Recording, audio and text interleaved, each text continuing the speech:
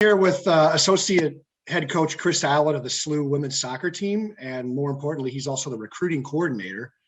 And Chris, I really appreciate you taking time to spend with me today on recruiting. I coach high school sophomores who are 2023 grads. I do hear from a lot of girls on my team, as well as some of the current high school juniors that are 2022 grads, and even some freshmen that are 2024. So you graciously offered, and I accepted, to ask my players and parents what questions they had about the recruiting process. And I thought we'd take some time today to just kind of go over these questions and see if you could help us out. Absolutely. And Jeff, loop views, I'm so happy to help. I think I have a little bit of a unique perspective with this, having been a parent of a kid who's a sophomore in high school, having been a former high school St. Louis coach, as well as now on the college side of things, and realize how stressful recruiting and the recruiting process is in a normal year, let alone when we have a absolute global pandemic, as well as dead periods and stuff like that, you just don't envy the kids and the parents that are having to go through this stressful time. So anything that I can do to kind of assist in that, we're glad to help. Absolutely. Well, thank you so much. So I divided these, I got some really good questions from the players and parents, and I sort of divided them into four categories, but the first category I came up with was exactly what you were talking about: pandemic and recruiting timeline questions.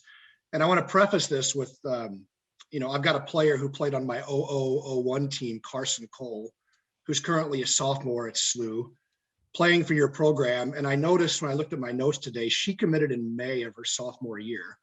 And I've got all these girls that are, in February of their sophomore year, not even anywhere close to getting a commitment right now because of the way the pandemic's affected the recruiting timeline. So that's clearly not going to happen this time around.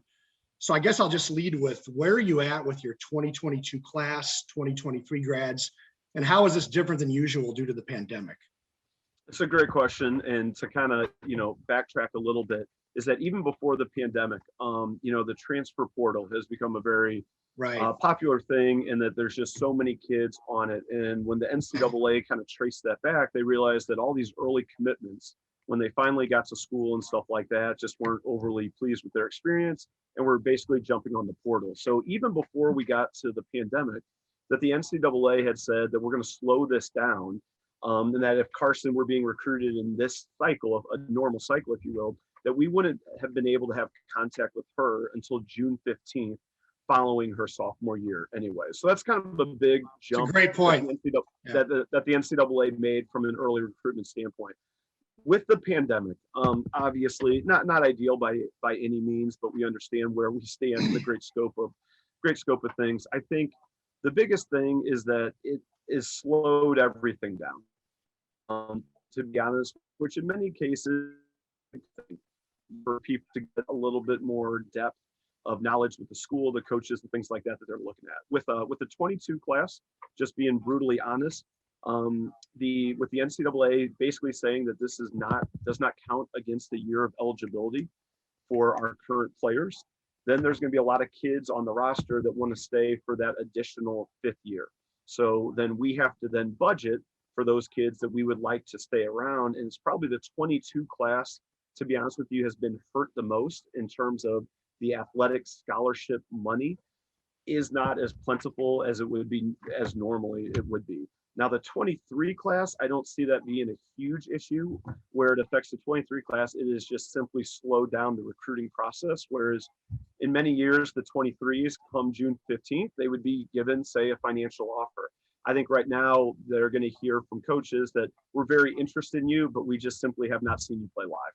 And so we're excited to watch you hopefully play this summer, throughout the fall, and you're looking at more commitments probably around that November, December timeframe, as opposed to like the August, September. Yeah, that's a really good explanation, that the NCAA was already trying to slow the process down. And I can tell you, going through it with an older group as a club coach, I really was concerned about these girls that were committing when they were sophomores in high school. And, you want to not get left behind, but at the same time, you're asking yourself, how can they possibly be making an informed decision this early in their high school career? So I, for one, am glad to see it slowed down a little bit. Well, and that's something that I think it's important to know, that most people, normal kids choosing colleges, they're not choosing it till like fall of their senior year. You know what I mean? Absolutely. And so like if you're dealing with it, midway through your junior year, you're still ahead of the game as it compares. But I think that, as you said, there's just this ultimate kind of arms race of like all of a sudden one kid on this club team commits early, and then everyone starts kind of freaking out, and then the dominoes fall into place. Yeah, absolutely. And I've heard that anecdote from another program about 2022, unfortunately, where, one program I talked to said, hey, I'm only going to take like 4 2022s because I've got a lot of seniors coming back with an extra year of eligibility, but I'm still taking a full 2023 class. And that's really unfortunate for the 2022s. But it's a little bit of the reality right now, unfortunately. The good thing is, and hopefully the line that's being thrown to the 22s is, once the NCAA backed up the recruiting period, these schools like us and stuff, they basically had a year and a half of evaluation of the 22s to really truly be able to kind of get that class settled and situated. So we're at 4, probably looking at getting to 5 to 6 within the 22s. But we don't feel like it affected us a whole lot. It has affected the number, say, of scholarship dollars available, though. Absolutely. And we'll definitely get into that a little bit later. So what I'm hearing you say on the 2023 grads is, you haven't had a chance to see us play live yet. You'll kind of get to look a lot this summer. And I would imagine the other interesting thing going on right now is you guys are playing a full spring season right now. So you're busier than ever. Maybe you get a little time, maybe a little downtime in the summer to watch some of these summer showcases like US West regionals and things like that. But it's going to come down to some winter showcases next year for these 2023 grads, I would imagine. I think so, and I don't know, necessarily kind of what's on the topic, but, while the virtual events certainly have some value in terms of that we're getting to be there, there's just nothing like being on the sidelines. Absolutely. And so that just missing a huge piece of the evaluation from the live recruiting. And, we're starting to hear now murmurs and rumors a bit that the dead period is set to lift April 15th, meaning that coaches we're going out to showcases, we're able to go out to, practices, games, and evaluate and stuff like that. But there is some speculation that could then get backed up again to like a June 1st to July 1st type of period, which would be, again, it sucks, but it just becomes, it is what it is. So I think like with the 23s, just urging patience, you know what I mean, in this respect, and just kind of understand that the time frame that the parents, the kids might want, it just might not be realistic to meet, because as you said, even if they do open up April 15th, we're in the midst of our season right now. We've never played like a real season, in the spring, and so we are busier than ever, and really just tried our best. We are trying our best, but when you have hours and hours of virtual stuff backlog, it becomes a bit of a difficult new challenge. Absolutely. So right now, the date for 2023s is June 15th. So what's different on June 15th that's not the case now, if that date continues? Awesome. Great question. So, many players to kind of start the recruiting process, they'll send an email out being like, hey, I'm interested in you guys. I'm about to go play in this showcase and stuff like that. And from an NCAA, compliance standpoint, we can send a fairly generic email back. Thanks, Jeff, for your interest in the program. We have an ID camp coming up. We'd love to have you kind of participate in stuff like that. Come June 15th, we can now start having individualized conversations, emails, things like that. So, you got some really good 23s on your team. At that point, they could probably expect some calls on June 15th being like, hey, Jeff, man, we really liked you, down in Texas with the showcase and stuff like that. Really excited about you. Just wanted to let you know that St. Louis University is kind of interested. Keep sending us your schedule. Excited to get to know you better, stuff like that. So that can happen June 15th, where it's like personalized, individualized communication through text messages, phone calls, emails, all that type of stuff. Right. So that's good to know. But even then, you're just now getting to have that personal relationship. So it's still going to take a little bit of time to get to the point of really realizing this is a match for both them and you. Absolutely. And I think, it would be something that, we'll probably get to a little bit later about like when looking at a school, when looking at a program, like what are some of the defining characteristics that you should look at? And I would go first and foremost, 1A, 1B, 1C is the people that are in it. Right. from the coaching to the players to everything like that. And the only way you truly get to evaluate that and get to know that is truly getting to know them and taking some time. And Right. so sometimes on June 15th, kids were being offered this last summer. And then by June 20th, they were saying yes. I don't think that's happening this summer. Right. As I said, I think it's going to be more of a slower period as the coaches get to know the kids better. The kids get to know the coaches, get to see them play live a little bit, because also we are then going into another fall season where we're playing real games. Right back at it again. Oh, yeah, let's run it again. Right. So I think those Right. November and December showcases are going to be absolutely critical. And then I think you're going to see a lot of like commitments around that Thanksgiving kind of pre-Christmas timeframe. That's really great context. And I think the bottom line for 2023 is, maybe we're 6 months behind where we were with the older group I coached a few years ago, but there's no reason to panic. Everything's just been delayed a little bit, and it might be for the good. Oh, I think so too. Like I said, I have a sophomore in high school, and this kid doesn't know what she wants for dinner, let alone what she wants out of her Right. college experience. You know what I mean? And so I do think that in many cases, this could be a blessing, depending on how you want to look at it in that respect. But yeah, everything's just going to be a little bit slower, but it's going to be slower from our standpoint too, in terms of our evaluations. Excellent. So, Chris, I'm going to shift gears for a little bit. I got a lot of questions from players on how to get noticed. So, it's a crowded field. One thing that's new for my team is everybody's got video. We've probably got 30 plus games on video. So I'm seeing a lot more highlight clips from players than ever before.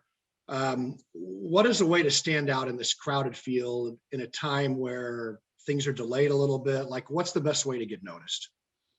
It's a really great question. I'm going to give you kind of our standpoint in terms of like what we look for a little bit.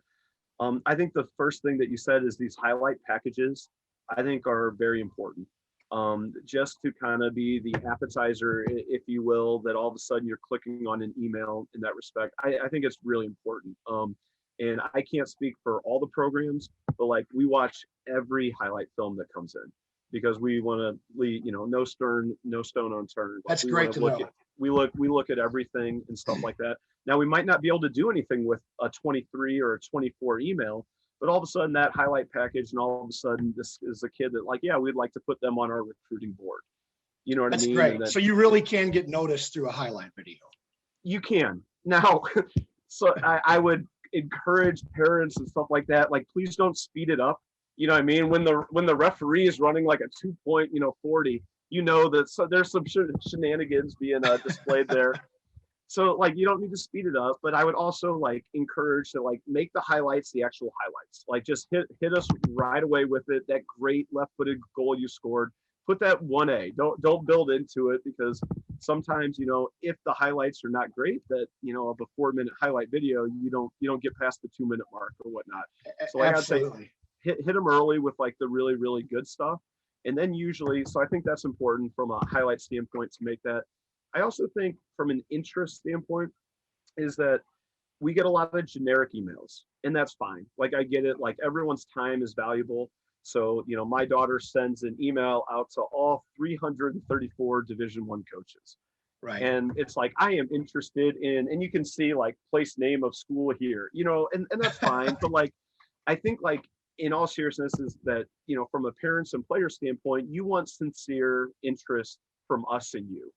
I think it'd be great to have that sincere interest back, if you will, and that you have done a little bit of homework on your part, and that like, why do you think SLU is like an interesting choice for you? Right. And you might just be like, I think I want to stay close to home. Boom. Okay. So that's like a legit thing from a St. Louis kid. They've shared their highlight video. They know something about our program, if you will. And all of a sudden, this is a kid that like we will then check out, if that makes sense. No, I agree. Yeah. And so I think so much of like how to get noticed is, number one, is just let them know that you are interested in them. Does that make sense? And Absolutely.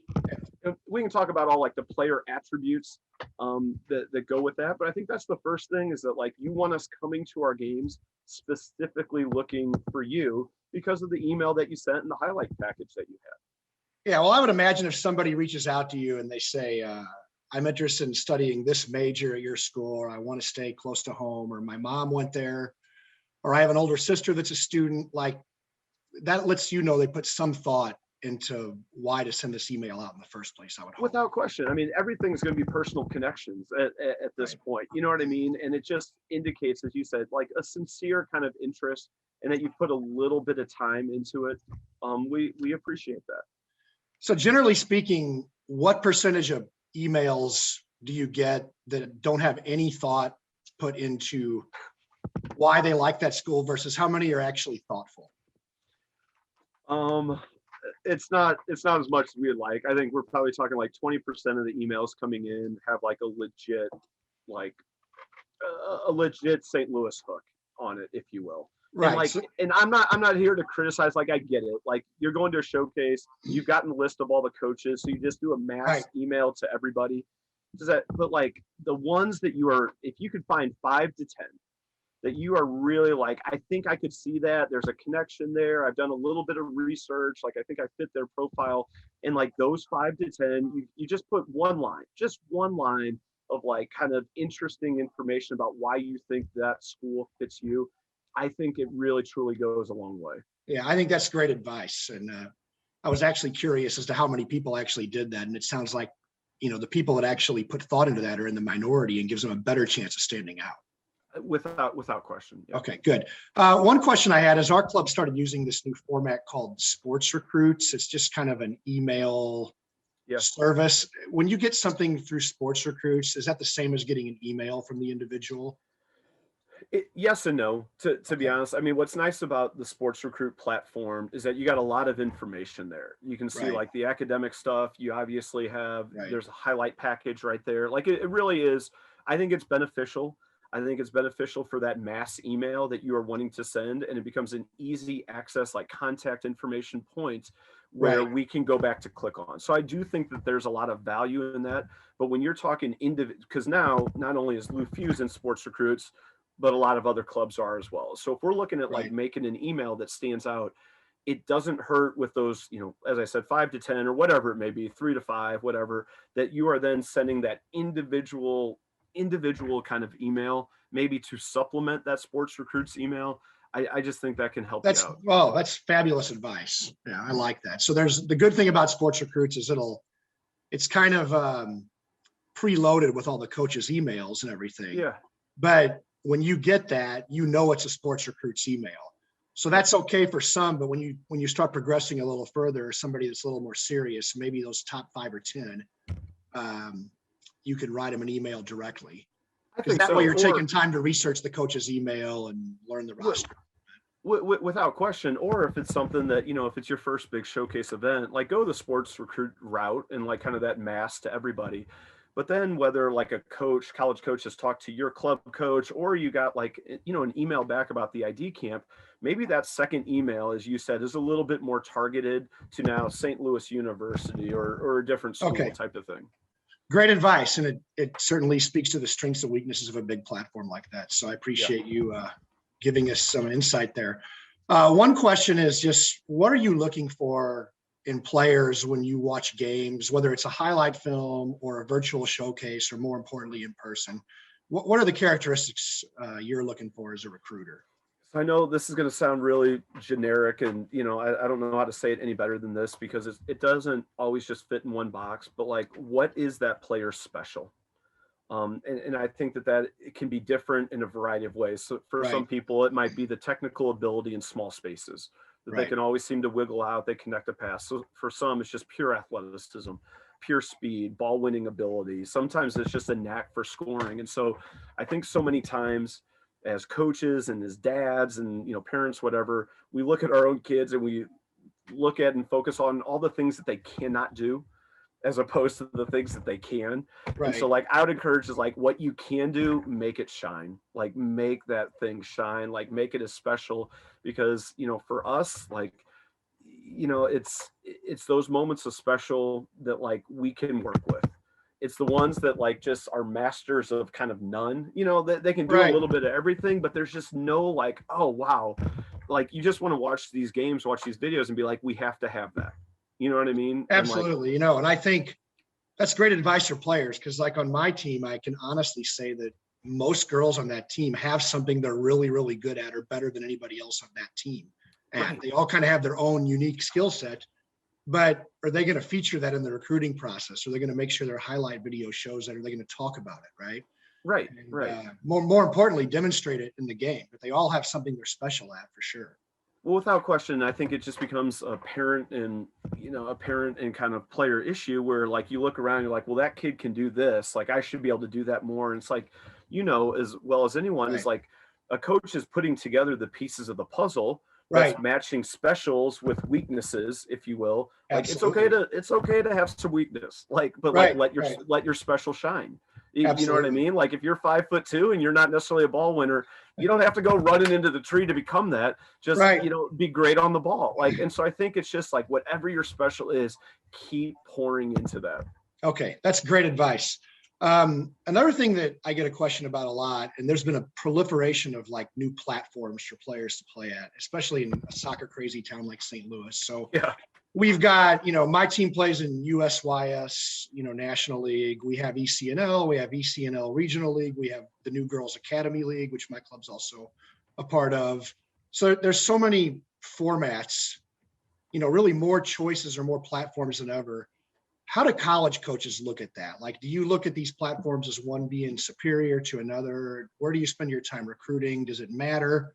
And this even gets into a little bit, like I've had some questions about high school teams, right? Like most girls in St. Louis will still play a high school season, and some are going to have very different experiences. They're going to play on really good high school teams or really bad high school teams, right?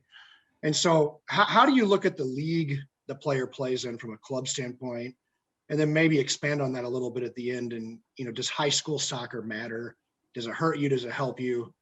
I know that's a lot there, but I just wanted to think a little bit. But it's a great question. It's a great question. And, Jeff, I'd like to fashion myself as somewhat of an intelligent person, and I cannot keep up with the youth soccer landscape. Nor can I. It just changes so dramatically. You just had another group of GA teams now jump into the ECNL like just this past weekend. And so it just seems to be constantly in flux and stuff like that. Right. So I don't know if I'm going to give you the answer kind of necessarily that you're looking for. And I know it's a very, like I said, generic that at this point, but like, we just want them to be playing. Like we truly want them to be playing. And I think that there's value in a lot of things. Like, your team that was competing in the National League, there was another group at Lou Fuse that won the national championship. Right. And like, I think that whatever team that you were on, you would like that to be a really good team, because the better your team does collectively, the more individual exposure that you end up getting. No doubt. If that makes sense. So Absolutely. I might be a little bit in the minority with this. I don't think it matters as much as necessarily the platform that you are playing at, as opposed to like the team that you are on, that like you're doing very well, and that like you're really being able to showcase kind of your talents. Because some people might be like, all right, I want to go play at this platform. I'm going to go switch clubs in which to do that. But then I come off the bench and play 15 minutes a game. Well, if you were doing all this to get more notice and exposure and recruitment, that's not the right step. And so I think it's just a fine balance, and it's not necessarily a one size kind of fits all. No. In that respect, that there are some areas in the country where ECNL is the top talent in town, if you will. There's other areas where it's National League, believe it or not, or GA, and it's just such a mix and match that goes kind of with it. And then you also then get in, and this is the dad in me speaking, is that then there's different characteristics as to if you are participating in those platforms, then what can't you do? Well, let's talk about a financial issue in some respects. Like that's a very real thing that we identify and acknowledge. I think another thing that's really important to us is, we believe in the multi-sport athlete, to be brutally honest. And some of our most successful soccer players at SLU were basketball players and played high school basketball. And like, this is like the dad me speaking, but it is okay to play another sport, like without question. And I think that we really appreciate coaches and clubs that allow their kids to be really good at both. Yeah, I'm really glad to hear you say that. I mean, this winter showcase season's perfect example for my team. I mean, I've got some high level athletes in other sports. And even though we've got 18 on our team, I've went to every showcase event this winter with like 14 or 15 players, because 3 or 4 have missed for a really important basketball tournament or a softball showcase or something Right. like that. Right. And who am I to take that opportunity away from those kids? And I think they're grateful that we actually allow that to exist or allow room for that to exist in their life. And Absolutely. And it's there's been a just good thing something. for them. Yeah, and this is, to get to that last question, and I make no bones about it that I am a champion of high school sports and Right. high school soccer, particularly here in St. Louis, to be honest with you. And that, when I was coaching at Webster Groves and we were playing, your daughter at Viz, like you would get together in those games, and there were 7 to 8 Division I kids on that field, and playing in a hotly contested environment where there's fans from both teams, and there's something pretty cool about that, as opposed to a showcase when you score a goal and there's like 4 parents clapping. Oh my gosh. Yeah. Do you know what I'm saying? And there's you have to deal with a little bit of pressure. Yeah. You have to deal with the other fans kind of getting on you a little bit. And I think that more is consistent with what they see from a college type of atmosphere than sometimes these clubs and showcases are. And so it's also great to see maybe these kids that take a secondary role on their club teams be the primary target on their high school, and just playing in a different type of environment. And so, like I said, it might be the dad coming out or the former high school coach, but I love it that that the kids are playing other sports, that they're able to play high school soccer, particularly in St. Louis, which it really is high level. And I know that but for the most part, it's a great platform to be showcasing skills on. That's great. Well, I've seen you guys out at, recruiting at high school games. Oh, I love it. I'm sure it'll be harder to do that this spring. Yeah. Oh yeah, the nachos alone at some of these places. We'll go out there and watch no one just to go. No, it's great to see them play for their community. Right. There's just something that's there. Good deal. Well, I appreciate you saying all that. Another question I get, and I think I know how you would answer this, but I just wanted to make sure. Let's say you've got 3 or 4 girls on a club team that all are interested in SLU, or they're all interested in hot damn, yeah. Right. You like that, right? They're not competing with each other necessarily. I can't write a letter to SLU because my teammate who's also a forward wrote a letter to SLU. I get a little bit of that from the high school sophomores. I want to make sure that I'm giving. No, that does not bother us at all. In fact, it almost actually works the other way, where they're like, well, that kid's interested in SLU, so maybe I won't be. We fight it on the other side of things in that respect. But, for us, no, they're not. It's not like we have a Lou Fuse allotment of kids. And they're like, well, that kid gets the Fuse spot, and then we move. Right. No. I agree. And I think that shows true in your actual recruiting classes year after year. A lot of times I do see club teammates on the same college recruiting class of 8 or 9 kids. Yeah. It happens. Well, good. Let's shift gears a little bit and go back to the actual recruiting process. So the big one I get, is just how do athletic scholarships work? And I want to preface this by saying I've got a couple of players on my team with older siblings that they play football or basketball in college. Right. And those are kind of 100% scholarships. Yes. You're on scholarship or you're not. Maybe you could explain to everybody how a college soccer team scholarship works and how the average award typically works. Absolutely. Yeah. So I think you hit on it right away, is that there's a little bit of a misconception, if you will, because I think college football is 85 full ride scholarships. I think, the men's and women's basketball, full rides for the 12 or 15, whatever. Soccer is a little bit different from an NCAA Division I standpoint. We are allotted 14 scholarships, and that's being a fully funded program. There are some programs that might not necessarily be fully funded. They're more 12 or 10 or whatnot in there. So obviously, if you look at a college roster, we have more than 14 players on it. Right. So there is a wide range within a given team, our program and everything like that there are kids that are not paying 1 penny to go to SLU, and there are kids that are quote unquote walk-ons in that respect. And it's not information that we make publicly known, you know what I mean? So you'll have kids within our own team that they have zero idea as to who's on this money or that money or whatever in that respect. One of the things, and to talk on it just real briefly, it is so vital and important, the academic piece. And I don't know how many people truly kind of understand that. It's not just something that your parents and coaches are saying. It actually becomes a very real thing because it saves us money.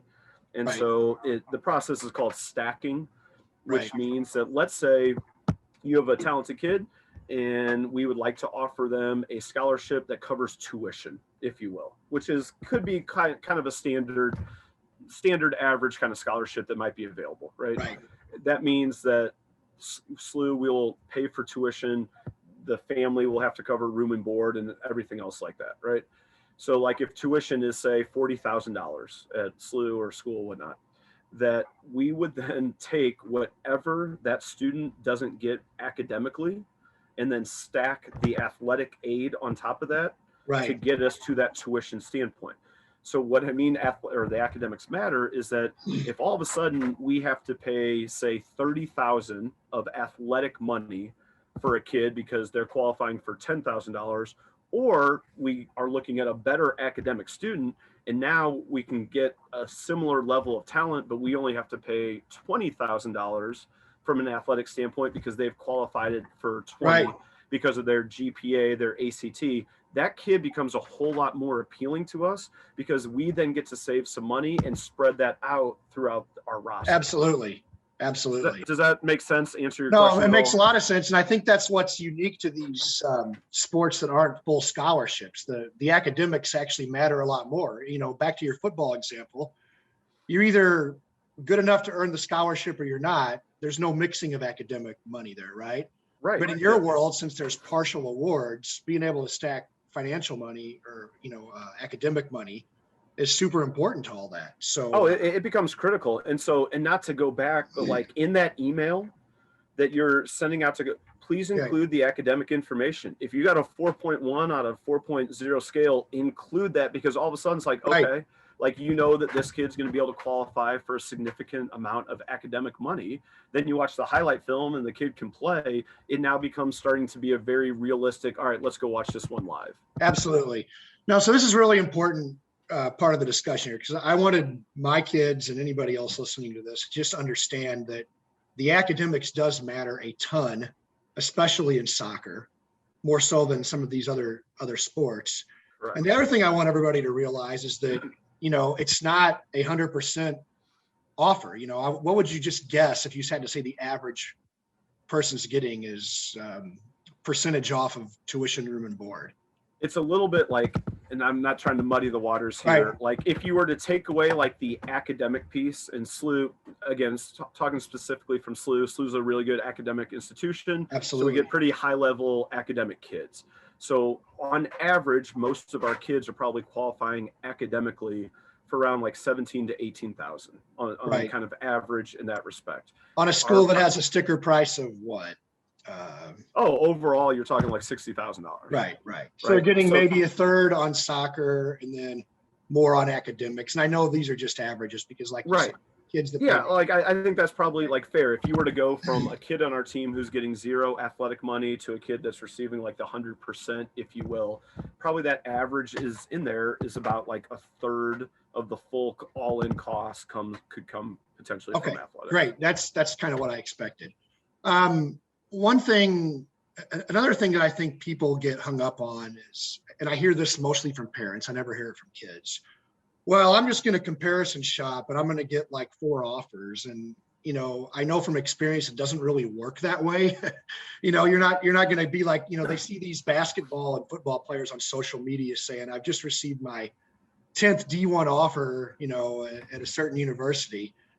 Let's talk a little bit about how it's different in soccer versus the other sports, and how, an offer to me is like a much more serious thing. Yeah. So I think this program you're running, right? Right. And I think it's very difficult because it's just our natural inclination to look around, be like, got 15 social media offers or whatever. Right. But if you, as you said, if you actually look around at like most of these college football programs that you're talking about, like they're offering like 250 kids per any class. Like any kid that is like a shining star, they're getting an offer, whether how serious that is or not at that point, because they have 85 to say mess around with, if you will. For us, it is very intentional. You know what I mean? And because we only have 14, I think that people should be very fortunate, whether it's D1, D2, whatever it is, to like get any sort of athletic money puts you in the top 3% of all youth soccer players. Absolutely. So I hope that there's a little bit of like, oh, this is pretty cool type of thing. Yeah. There might be a case where you do have like, say, 3 or 4 legit offers, awesome to you. And now you can do a little bit of that compare and contrast. But like, I don't think you're going to see very many soccer players, because coaches will realize very quickly that like, we aren't necessarily in your top 5 and you're looking for something different. And so we're not just going to keep this offer out there. We're going to go find someone who's a little bit more sincere with us, who fits us a little bit more, and we fit you. Yeah. Does that make sense? Absolutely. I mean, I just think it's a much more personal and intentional process than like college football, as an example. Well, without question. And I think the next thing, and not trying to put pressure on people, but I think that typically most offers will then come with a little bit of a time frame, a timeline that comes with it, and say, okay, we'll give you like a month or 2, you know, after building this relationship and stuff like that, where we would like you to have a decision so that we then know whether we need to go move on. But like, you know, sometimes you hear a lot of like, all right, we've made the same offer out to 5 people, whoever takes it first wins. We don't, as our program, we don't operate like that. Right. But if we start to feel that, you're kind of still searching, you're still, then like, we might be like, hey, we kind of need to know before we move on to the next. Yeah. I've had coaches tell me I'm not going to offer this player unless you can guarantee me she's going to accept. Right. Which is really extreme, but I know most good programs will say, hey, I'm sincere about this offer. I really mean for you to be here, but, you know, take a couple of weeks to figure it out, but you know, it's not permanent. It's not enduring. You know, we're not your fallback school if you are trying to talk to 3 other schools and change your mind in 2 months, right? Yeah. And then it just becomes like, you know, a respect thing at that point, is that, you know, we are not trying to overly pressure, you know, the recruit, but we also have to protect our program. You know what I mean? And we can't just be waiting when there's really not sincere type of interest. Absolutely. I think that's a great word, sincerity. You know, the player has to be sincere. The team has limited resources with 14 to carry a team of like 26 or 27 kids. Right. You know, everybody has to be sincere. There's a big penalty for being wrong. Absolutely. Yeah. Without question. So let's talk about getting to an offer. You hinted to this later, but what usually has to happen in order to get an offer? Like, I know you talked about in the first part of this, one of the big things is seeing them play live. Yes. And then you might invite them in for a visit, right? And what would that look like? And, you know, is that really where the offer happens, or usually is there a second visit? And I know everybody's a little different. So how do you do it? So I think the biggest thing is, obviously there's kind of this discovery period where, whether it's through email or whatnot, that there's like a first contact being established that this kid may be interested in us, or that we watch, you know, Jeff Tottleben play and we really like this kid type of stuff. You know what I mean? And then we might indicate to the coach, hey, we're kind of pumped up about her, you know, excited to talk to her, you know, pursue it more in the future or whatnot. I will say, I think COVID hurt this statistic a little bit. I believe, but I believe, you know, since I have been here, every recruit that has come to SLU has at one point or not participated in an ID camp for us. And so for us, these are critical evaluations. It is not just some sort of money-making endeavor.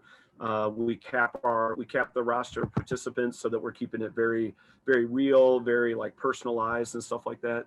And, you know, something that is of value not only to the players, but to our coaching staff as well. And so that for us is like the number one evaluation, is like, what do you look like under our guidance on our campus? It also gives the recruit a great look at like, do I like these people? Do I enjoy being coached by them?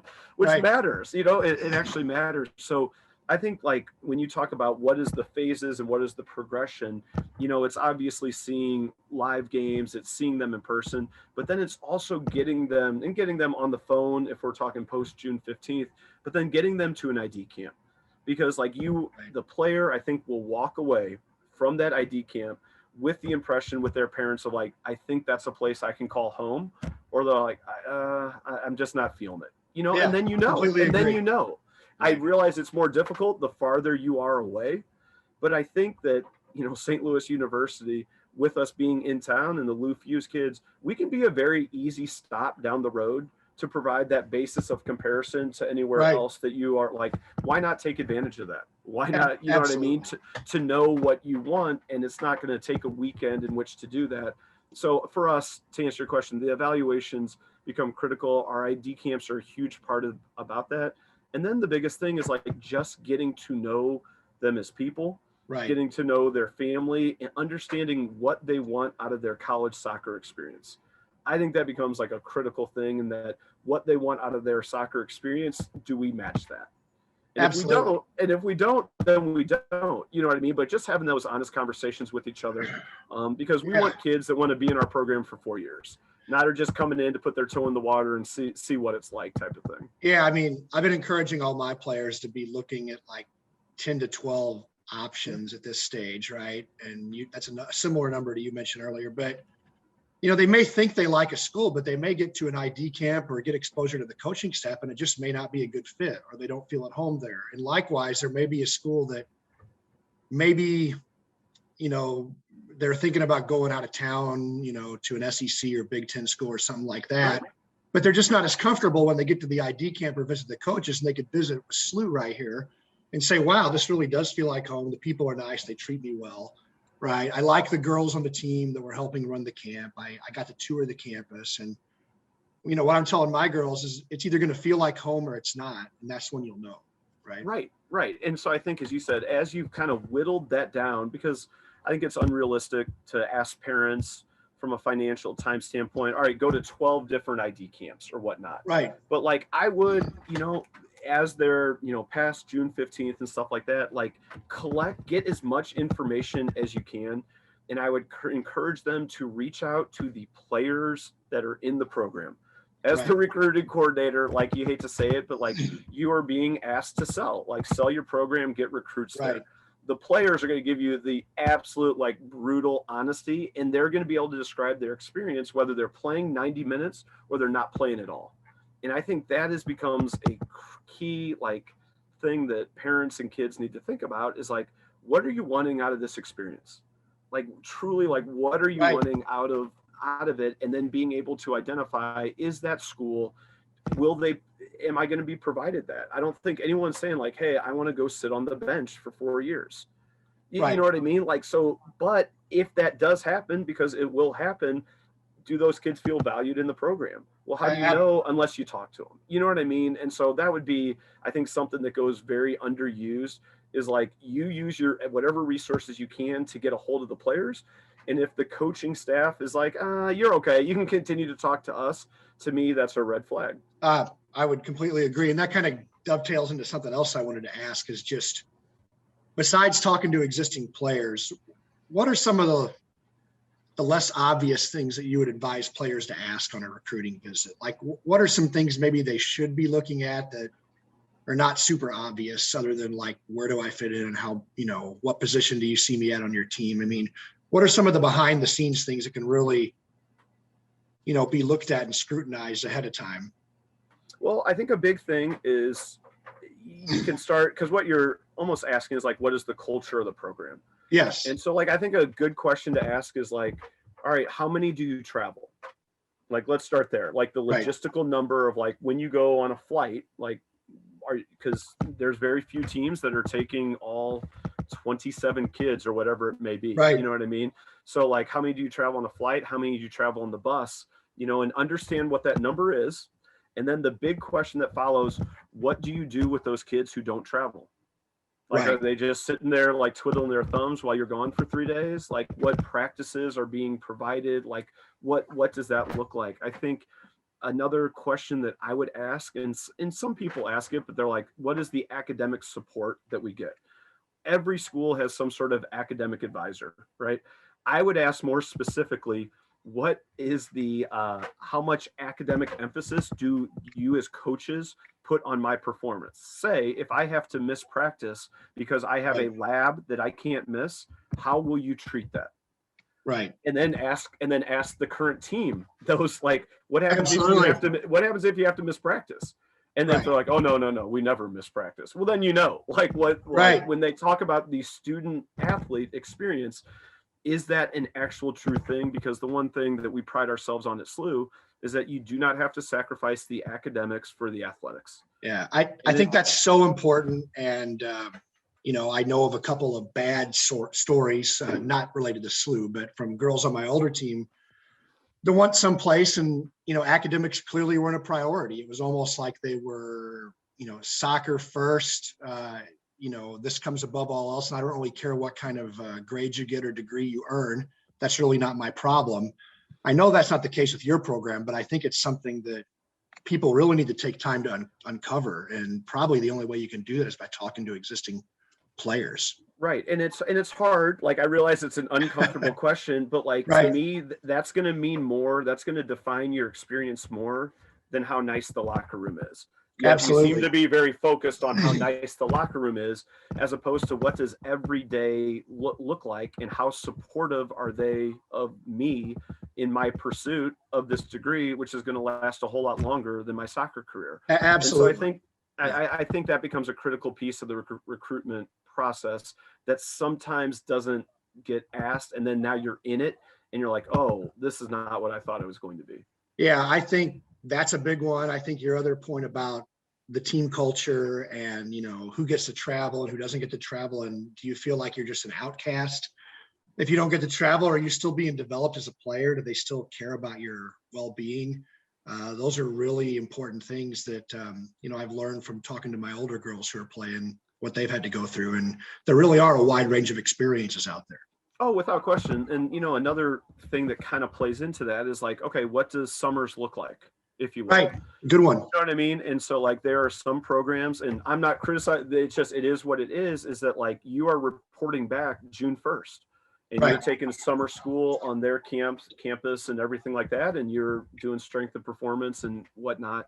You mentioned Carson Cole, like that's a kid that like they have their summers quote unquote free, because like we trust them to get their work done, to come back in shape and stuff like that. But we also don't want to limit their internship opportunities. Right. We also don't want to limit family and friend vacations. Obviously, Right. in COVID, it's a little bit different. But like, I think those are questions that can then begin to speak a little bit to the value, the trust, the responsibility that programs place I think that's in their players. Like, you wouldn't necessarily know to ask that. That's why I think these types of things are very valuable. Yeah. And you hit right on what I wanted you to hit on, because I can tell you going through this as a coach the first time, like I wasn't thinking about stuff like what happens if the player doesn't travel? How serious is this program about supporting her academically? Right. And then you get all this feedback. So now I've got, a bunch of sophomores in college playing, and they've come back and talked to our younger girls, and you hear these really good stories and really bad stories, right? And I think there's a cross section out there, and I think it's really something that can differentiate programs and choices to make sure you ask the right questions about things like that. Absolutely.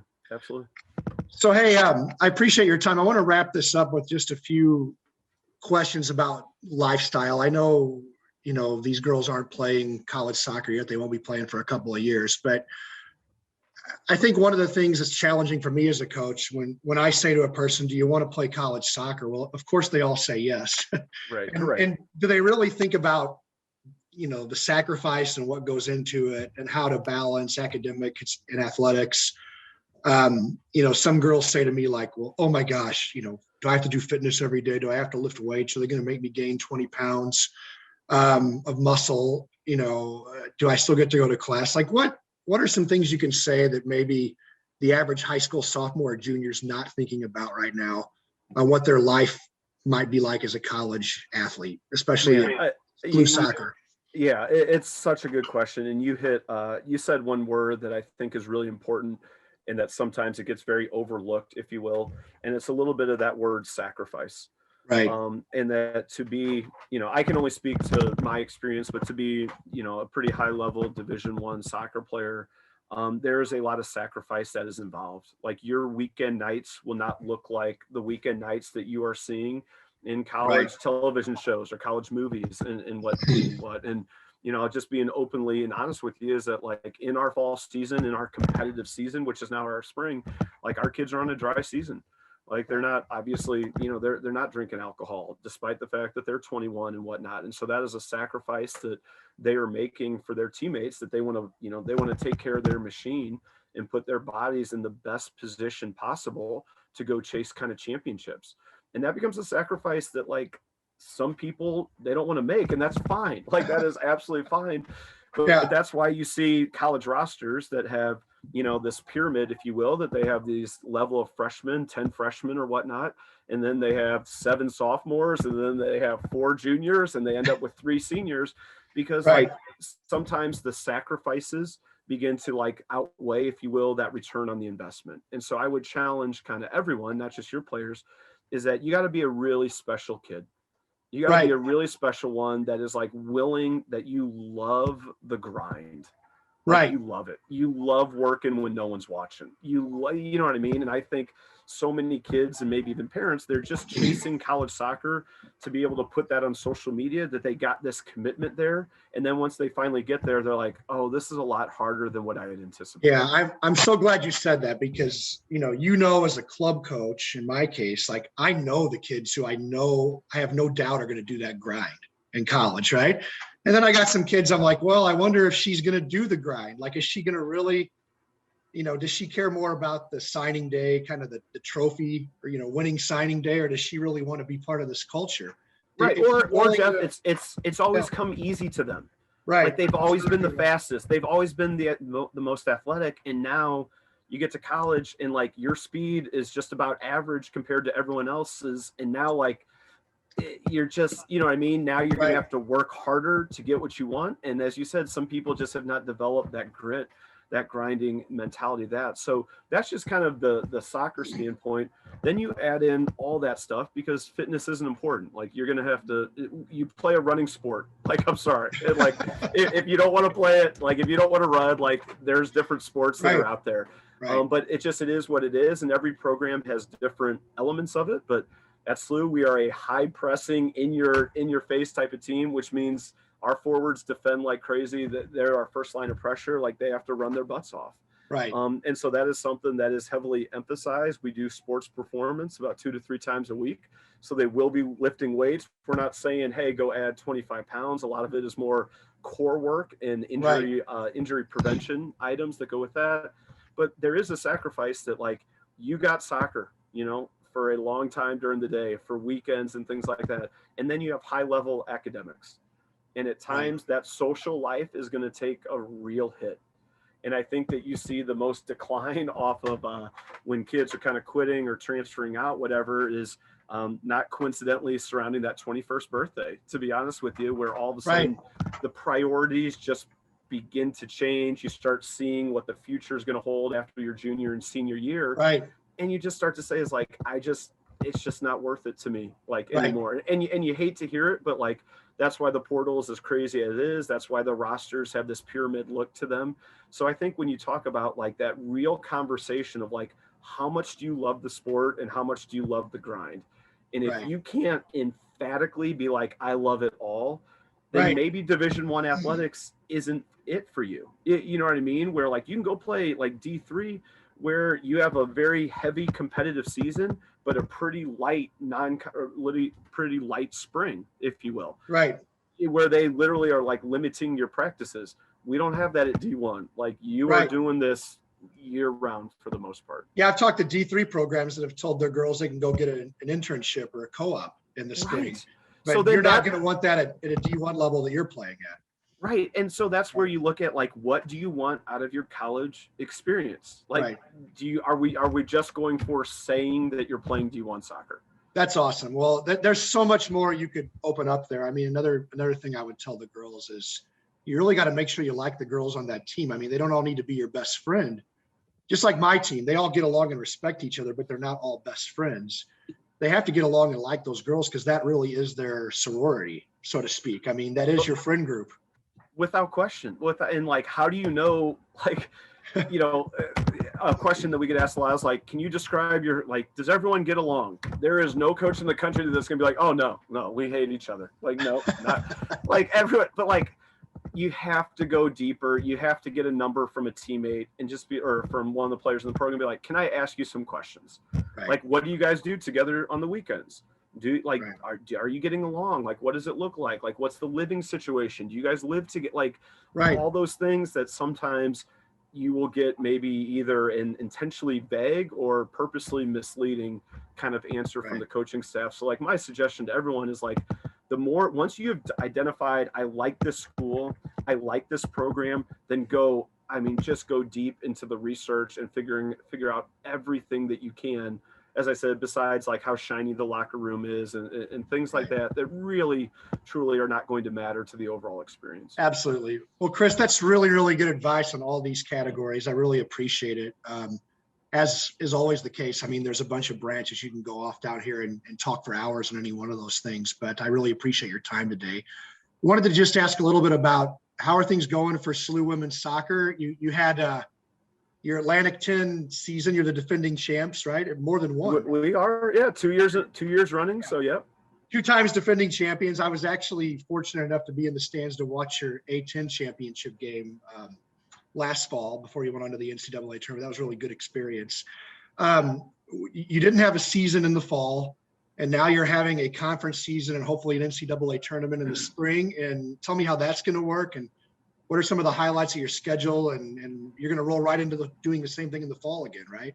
Yeah, absolutely. I appreciate you asking about it. I don't know where it is at your neck of the woods, but it is snowing profusely here, which is a new challenge that we're having to deal with the weather and stuff like that. But no, as you said, doing very well. Like, we are 2-year returning kind of conference championships, both tournament and regular season. Picked to do the same this year, despite the fact that we have a pretty young roster in that respect. And actually just went on the road and got a big victory over the Big East conference champs last year, favored to do it again in Xavier with a young team. I saw that. So that's pretty big. And I think that we keep growing and learning that we could have a really good season. Awesome. And what about some of your opponents this spring? I think you had some pretty tough non-conference opponents, as is your custom.